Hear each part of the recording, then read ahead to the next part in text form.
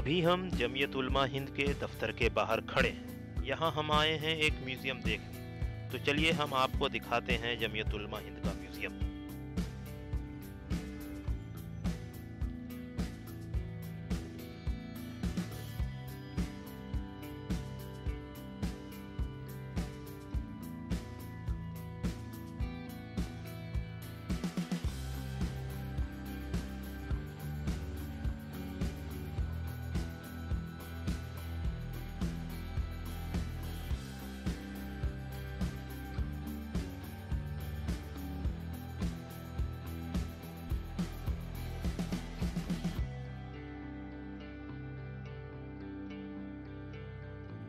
तो दोस्तों हम पहुंच गए हैं जमीयत उलमा हिंद के म्यूज़ियम के अंदर। ये म्यूज़ियम काफ़ी खूबसूरत है। इसी के साथ एक लाइब्रेरी भी अटैच है जहाँ पे पुराने मखतूतात अखबार यहाँ मौजूद हैं। यहाँ पे काफ़ी बड़े पैमाने पे किताब भी है और जहाँ पे अभी हम हैं ये म्यूज़ियम है और इसमें 1919 से लेकर आज तक की हिस्ट्री मौजूद है जमीयत उलमा हिंद की कि जमीयत उलमा हिंद का क्या कंट्रीब्यूशन रहा है इस मुल्क को आज़ाद करवाने में, जमीयत उलमा हिंद का क्या रोल रहा है स्वदेशी एजुकेशन को बढ़ाने में, यानी जामिया मिलिया इस्लामिया की बुनियाद में उसका क्या रोल है और इससे जुड़े हुए लोगों का क्या रोल है वो हो गया। और इसके अलावा मुल्क तकसीम से रोकने के लिए उनका क्या कंट्रीब्यूशन था वो हो गया और किस तरह से कांग्रेस के साथ उन्होंने मिलकर काम किया वो हो गया। फिर 1947 के बंटवारे के बाद जो विस्थापित हुए लोग उनकी उन्होंने किस तरह से मदद की और फिर 1954 वगैरह हो गया, 48 हो गया और फिर नेशनल यूनिटी कॉन्फ्रेंस हो गया 1993 का। और फिर जब साल 2000 के आसपास जो गुजरात में ज़लज़ला आया था उसके बाद जो दंगे फसाद हुए थे तो उसके बाद उनका क्या कंट्रीब्यूशन था उन तमाम चीज़ को रोकथाम करने में। और फिर एंटी टेरर कॉन्फ्रेंस जो उनका था उस तमाम चीज़ों के बारे में। फिर आसाम में किस तरह से जो लोगों का शहरियत छीनने की कोशिश की तो उसको रिड्यूस उसको रोकने में जमीयत उलमा हिंद का क्या रोल है, इन तमाम चीज़ों को यहाँ पे काफ़ी अच्छे से काफ़ी वसी तरीके से दिखाया गया है।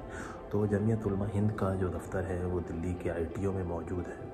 अगर आप दिल्ली के ITO मेट्रो स्टेशन पे उतरेंगे तो गेट नंबर 5 से जब बाहर आप निकलेंगे तो थोड़े से कुछ कदम आगे बढ़ेंगे तो दिल्ली पुलिस हेडक्वार्टर आएगा। तो उसके हेडक्वार्टर से ठीक सटे हुए जमीयत उलमा हिंद का दफ्तर है जहाँ आप बड़ी आसानी से आ सकते हैं।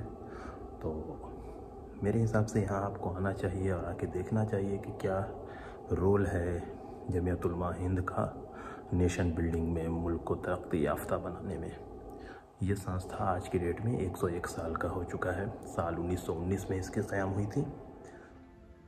ये जो कोठरी है इसमें ये दिखाने की कोशिश की गई है कि किस तरह से जेल में लोग रहते थे और ये ख़ास मिट्टी की दीवार है। और इसमें जो सबसे यूनिक चीज़ जो देखने को आपको मिलेगी वो ये है कि तमाम चीज़ों को 2 हिस्सों में बांट दिया गया है। तो इससे एक चीज़ ये समझ में आता है कि जिन लोगों ने मुल्क की आज़ादी के लिए क़ुरबानी दी उनका मकसद था मुल्क को एक रखना, लेकिन एट दी एंड मुल्क 2 टुकड़े में बट गया। तो एक सांकेतिक चीज़ है जिसको आप समझ सकते हैं कि यहाँ पे जो तमाम चीज़ है उसे 2 हिस्से में बांट दिया गया है। तो ये उन लोगों का एक दर्द है जिन्होंने मुल्क को आज़ाद कराने के लिए अपना सब कुछ कुर्बान किया, पर आखिर में मुल्क 2 टुकड़े में बट गया।